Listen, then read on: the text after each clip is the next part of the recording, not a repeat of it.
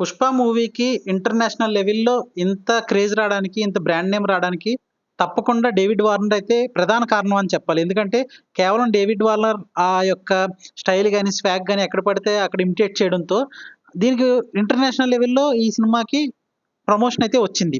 అసలు ఈ సినిమాలో క్యామియో ఏదైనా చేస్తాడేమో అనుకున్నారు. కాకపోతే ఇందులో అయితే లేడు. మేబీ 'పుష్ప 3లో ఉండొచ్చు అనుకుంటున్నా.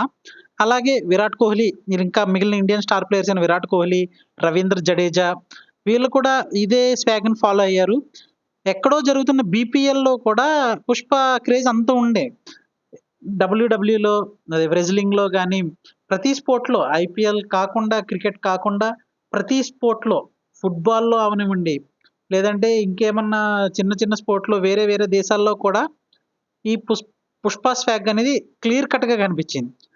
బహుశా ఏ సినిమాకి కూడా, ఏ సినిమాకి కూడా ఒక సినిమా యొక్క స్టైల్ ఇన్ని స్పోర్ట్స్‌లో యూజ్ చేయడం నాకు తెలుసు నేనెప్పుడు ఎక్కడా చూడలేదు.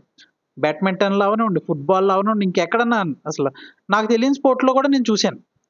సో, నార్త్ ఇండియాలో అయితే 'పుష్ప 2' అద్భుతంగా ఆడుతుంది. సౌత్ ఇండియాలో అది తెలుగులో కొన్ని పొలిటికల్ స్ట్రాటజీస్ వలన కొన్ని మిక్స్డ్ టాక్ అయితే చెప్తున్నారు. కొన్ని ఇన్సిడెంట్స్ వలన. కాకపోతే ఓవరాల్‌గా హిట్ టాక్